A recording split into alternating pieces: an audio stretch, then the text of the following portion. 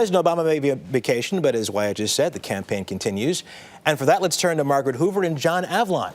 Margaret is a Republican commentator and author of American Individualism, How a New Generation of Conservatives Can Save the Republican Party. And John is senior political columnist for the Daily Beast. And in the interest of transparency here, they are husband and wife. They are married. And they're holding hands. And they often kiss before segments, which is really sweet.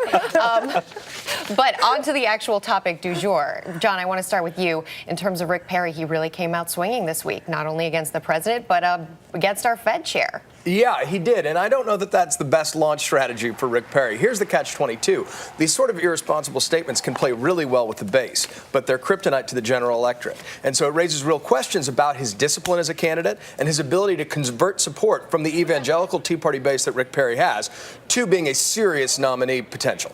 Margaret, a lot of people are comparing him to George Bush, the, of course, former Texas governors.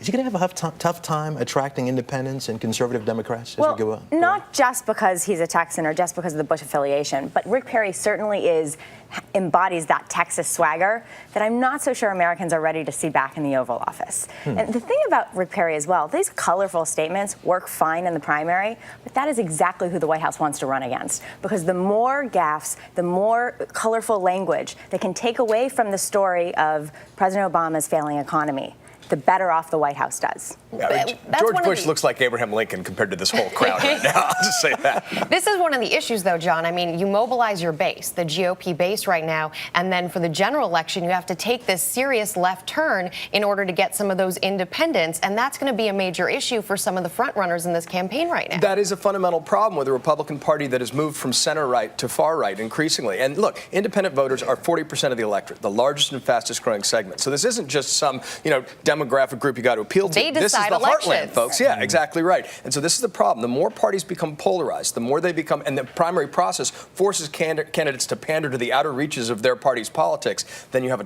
tougher time converting to a general election. Margaret, if you're advising Rick Perry right now, what do you do as far as the George Bush issue is concerned? Do you do everything you can do to distance yourself from George Bush? No, I don't think we need to. This election is going to be about George Bush. As much as President Obama continues to blame Judge Bush for the previous economy, it's not about George Bush. He needs to set his own course.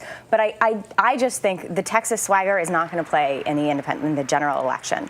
I think, too, what Rick Perry represented was wanting in the field, in the Republican field, and there still remains, even though he's in, an enormous amount of Republican donor money and establishment support on the sidelines, waiting for someone else to get in. Who's the White House afraid of then? Who would they not want to run against? I think, genuinely, I believe somebody who has put forth strong economic policies, an alternative pro-growth message, somebody like Paul Ryan, who hasn't been afraid to take on the sacred cows in Washington and can show that he has real political courage, connect to regular Americans and a younger generation. I think somebody like Paul Ryan, they would be more afraid of running against than somebody like Chris Christie or Rick Perry. Are you saying we might see Paul Ryan run in this thing? I think Paul Ryan is considering it.